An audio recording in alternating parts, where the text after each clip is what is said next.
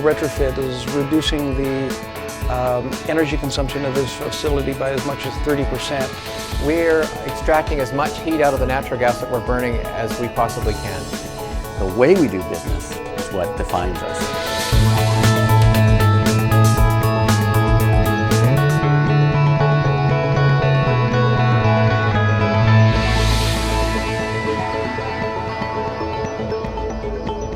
Hi and welcome to the Sustainable Region. I'm Kaljit Kayla. In today's show, we're going to be looking at some innovative ways Greater Vancouverites are reducing their energy consumption.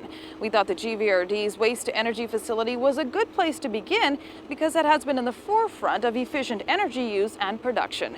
Running since 1988, this facility is a true cogeneration plant. By burning our waste, the plant produces steam energy, and a new technology allows it to produce electricity as well. We'll be touring the facility throughout today's show. This is just one example of the variety of energy sources municipalities can use. In our first story, innovative choices are making alternative energy mainstream. I guess you could call us pioneers. A 10% reduction in greenhouse gases is a lot. It really is. And we hope that this does take off.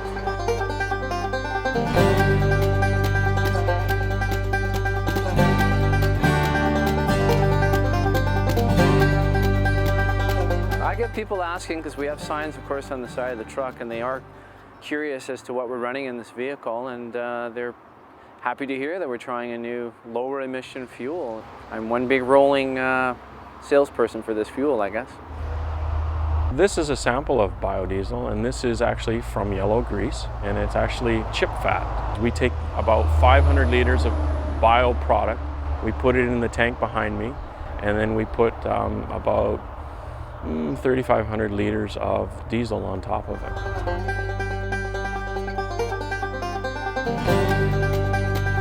We could meet the Kyoto Protocol. We could reduce greenhouse gases by 10% by using this. Being a fleet manager, that's why I got on board. And that's why the other municipalities got on board too, is because we'd like to see less pollution in the heavy-duty diesel vehicles. We don't have a producer locally, so we had to bring our product up from the United States. We also needed to make sure that we didn't void engine warranties. We actually contacted most of the big engine manufacturers, and they don't have a problem. As far as the exhaust, I would say it probably smells less because it seemed to be less soot coming out of the exhaust stacks while it was running. And definitely at an idle, it didn't seem to smoke at all. So, like I say, it smells like McDonald's.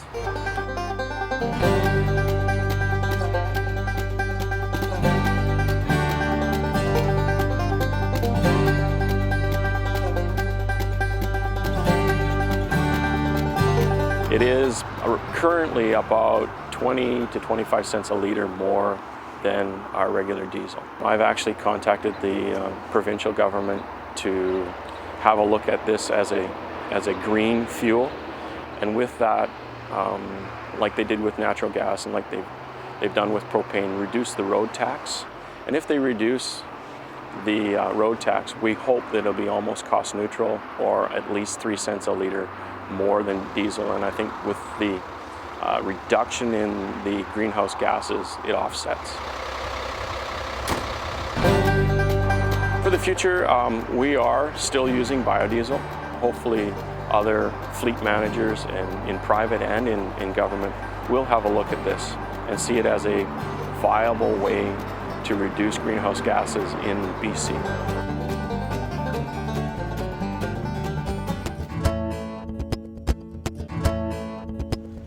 We're at Port Coquitlam's Hyde Creek Recreation Center, where an energy retrofit has recently been completed.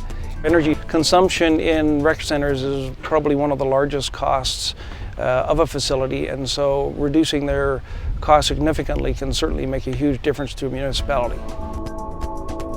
We took the moisture in the air, pulled it out of the air, took all of that heat and put it back in the pool. So a fraction of the outdoor air is required year-round, and most of the heat that comes from the pool is returned to the pool. There are 42 panels that are aligned to make the most of the sun during all seasons and times. When the system senses that there's enough solar heating to heat the water, a pump is energized which supplies the water up to the solar panels, circulating the water through the panels, and then it returns down to the holding tanks below. This orange pipe here is the water coming down from the solar panels. Domestic cold water enters the system through this pipe here, going to the manifold and in through some coils of copper that are immersed in the solar heated water. The heated water comes up through here and it now joins the domestic hot water loop, heated and ready for use. The primarily use of the domestic hot water is for showers, and it can at a later date be modified to actually heat the pool.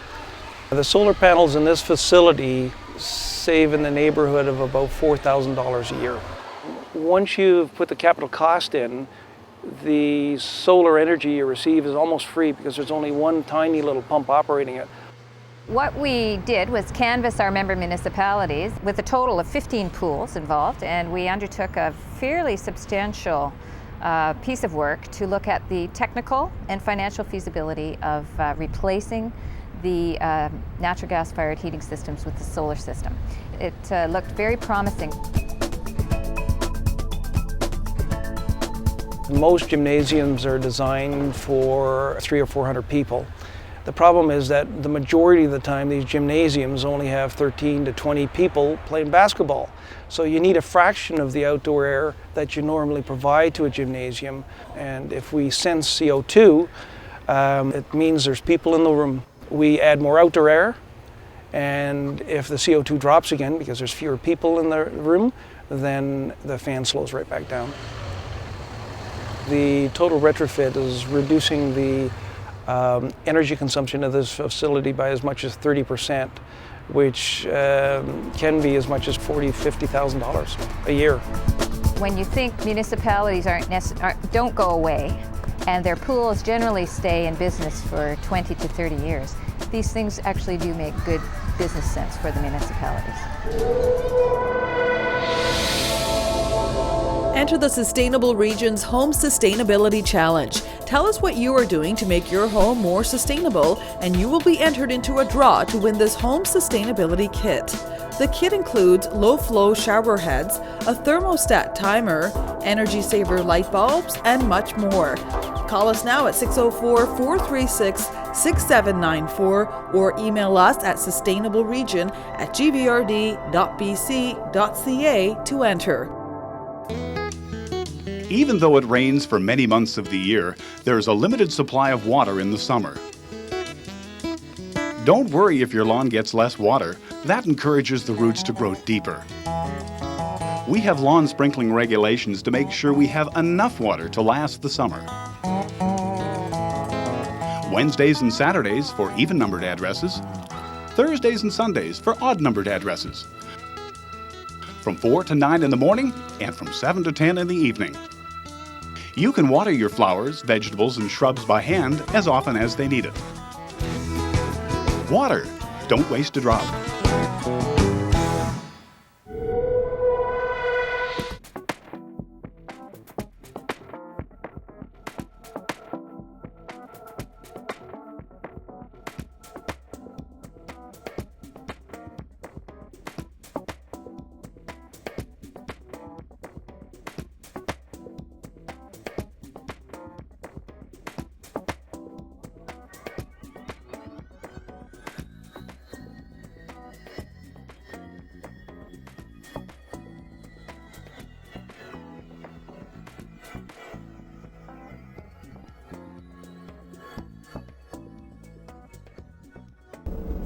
Hi and welcome back to the GVRD's Waste to Energy facility. I'm operating a grapple crane. Basically what I've done is picked up a pile of garbage from the bunker and I'm going to drop it into the furnace behind me where it's going to get burnt. Temperatures inside the furnace reach about 1,000 degrees. About 80 garbage trucks a day drop off their garbage here, which might sound like a lot, but it's actually only about 17% of the region's garbage. Later, we're going to see how heat from this garbage is converted into steam energy. But first, we're going to look at an innovative new project in North Vancouver. We consume an awful lot of a very high-grade, high-value resource, that is hydroelectricity, in a very low-grade, inefficient way. BC Hydro is a net importer of electricity because they basically have run up against the capacity of what they can generate through the hydroelectric dams. People tend to associate electrical energy with clean energy in the Lower Mainland, and it is when it comes from the hydro dams. But the energy that hydro has to import to meet their peak load conditions during the winter time is actually purchased somewhere else in the grid. And pretty well all the energy that they have to purchase now is generated by some sort of fossil fuel. One of the reasons why we're doing that is because our energy supply, especially for high-rise buildings, is essentially electric baseboard heat. We create heat that then creates electricity through a steam turbine. The electricity is sent through wires into our homes. We then take that electricity and convert it back into heat. That entire transfer process is enormously inefficient. North Vancouver is implementing the first phase of a district energy system for use by its new residents and businesses in the Lower Lonsdale area. This is an extremely efficient way to heat spaces and create hot water.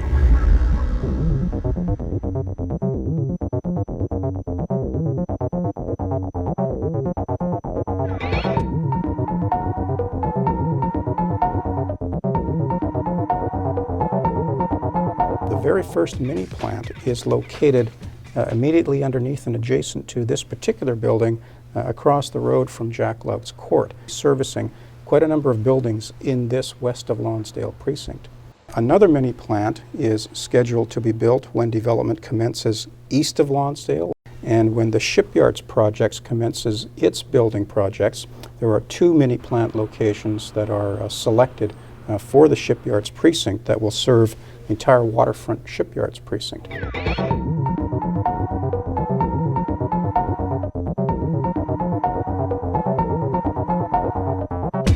Well, these are the boilers that are driving our district heating facility. And we're extracting as much heat out of the natural gas that we're burning as we possibly can. When you burn natural gas, you create an exhaust stream. But within that exhaust stream, there's a certain quantity of heat normally going up the chimney. With these boilers, they actually capture even more of that heat out of the exhaust stream to the point where it will condense. When water condenses from steam back to water, it releases heat. And what that means is in total, we're recapturing 95–96% of the energy that we're actually burning. Once the boilers have heated the hot water, it's shipped out to the distribution system through this large pipe. From that point, the distribution system pumps it around and delivers it to a customer. They'll have a heat exchanger like this. So this heat exchanger works very similar to the gas meter for your gas company. This is the point of energy delivery that the utility provides, and then the customer takes it off here. At first, the developers were a bit unsure, but their confidence is growing, and they can take the marketing benefits of having hot water heating in their buildings and use that to market their suites to their potential customers. It is a cost saving in that the buildings don't have to provide boilers. They can use space that would otherwise be consumed in large electrical rooms for other purposes. There's so much nature just outside your door here, from the harbor to the mountains to the trees, that the sustainable aspect of this project really lends itself well to the stewardship inherited by the City of North Vancouver.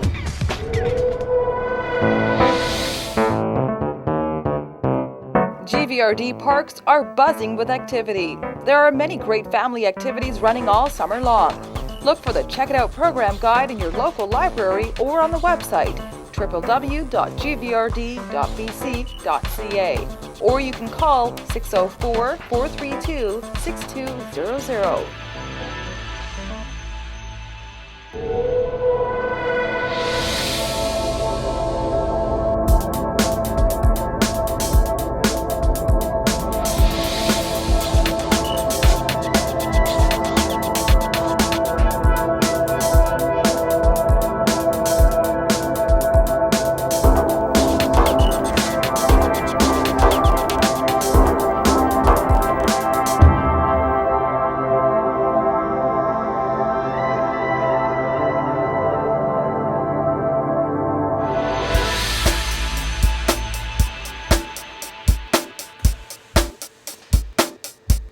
Welcome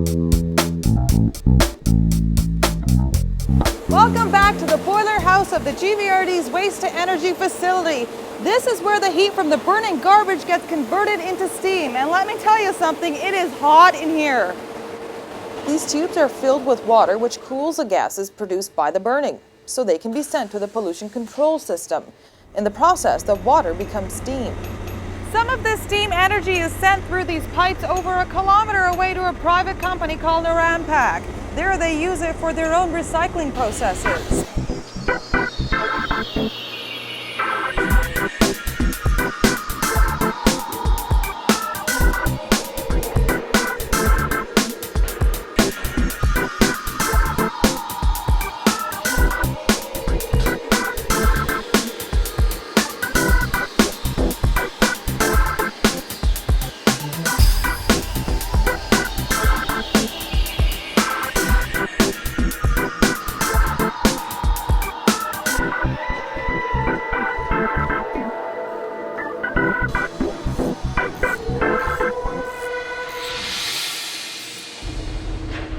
Welcome back to our tour of the waste to energy facility.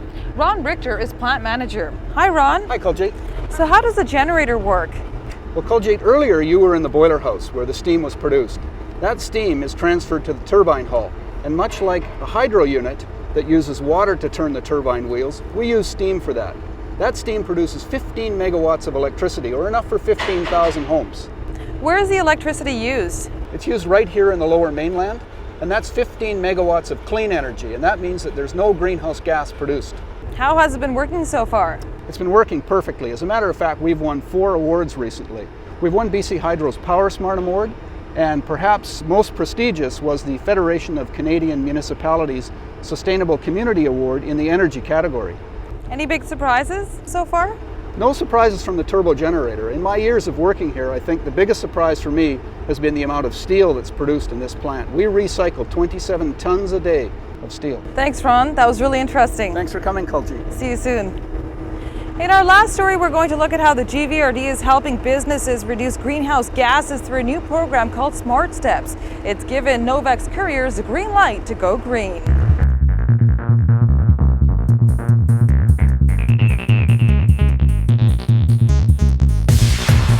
This whole process is integrated and controlled by a computer. So everything is done automatically. I don't have to worry about anything. I drive this car just like any regular car. It's very fuel efficient. I get about 850 kilometers on the tank, which is 50 liters, which is excellent. We have 20 vehicles now that are SULEV, super ultra low emission vehicles. 16 hybrid vehicles, 4 natural gas vans. Our dream would be that our entire fleet are SULEV rated vehicles or ultra low emission vehicles or better.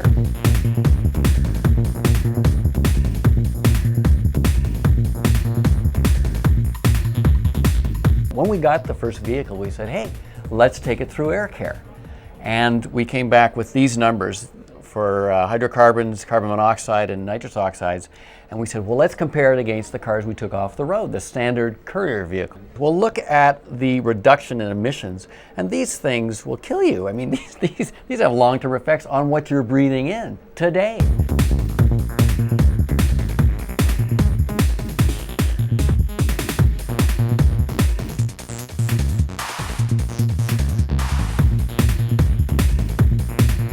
Buildings are about 30% of the greenhouse gas emissions in this region. Transportation's about 40 to 50. So those two sources, if we can become more energy efficient and start to move to more renewable forms of energy, then this region can really lead the way for the world in terms of becoming a more climate-friendly region. Otto, I see you on Bridgeport heading to the airport. When you get to the customer, make sure you go to shipping and receiving. 445 to Rick. I received your instructions, 10-4. It wasn't a hard sell, and there was an education component to it, as there was for us in changing our business. We really had to learn about what this meant, what was important, why would you or wouldn't you do it. And the same thing with the drivers. Typically they're driving $3,000 beaters, and now they're driving, with tax included, $30,000 brand new hybrids. And yet when we looked into it and worked the program. In fact, the drivers make more money at the take-home at the end of the day in their business than they did before. Well, I thought it was quite a bit of money to expand. But then when I found out about the positive features of the vehicle and the positive impact on the environment, I thought this is actually a good thing. I save about a quarter of a pound of CO2s per delivery. So that works out to about 5 pounds per day if I do 20 deliveries. Now if you multiply this by the number of hybrids we have, which is 15, this is quite a bit, considerable amount of CO2 that is being saved.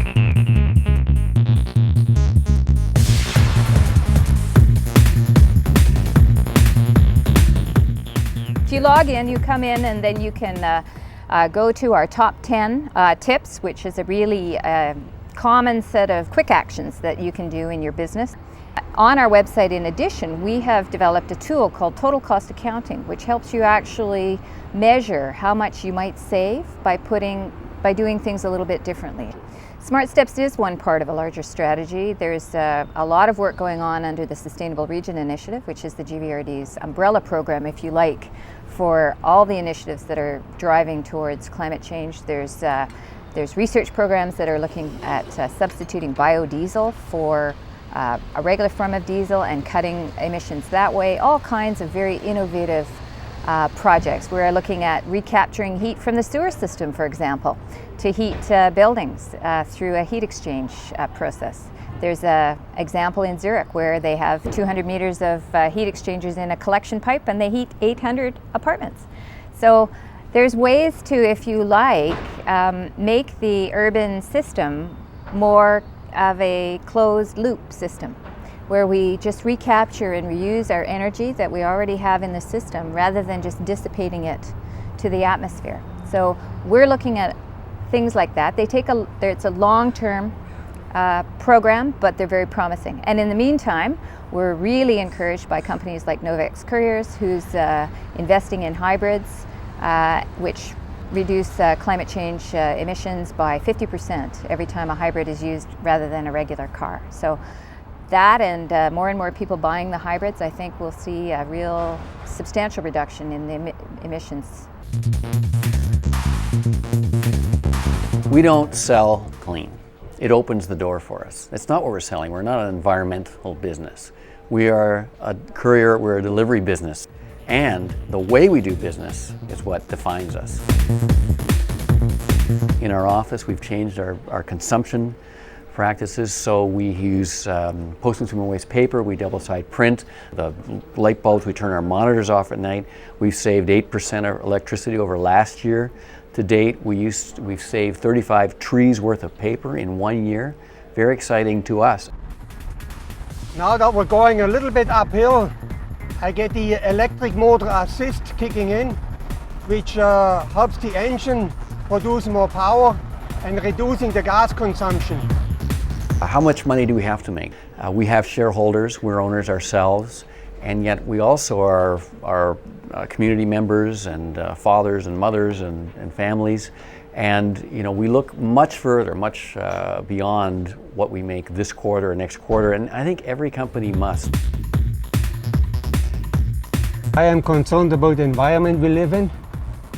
I live down in White Rock, and in the morning when I look towards Vancouver, I see a brown haze on the horizon, all the pollution, and it's not a pretty sight at all. So it makes me feel really good because I know I'm doing my part. We live in a community, and the air is important to us. If more people get on board, I think it will be excellent.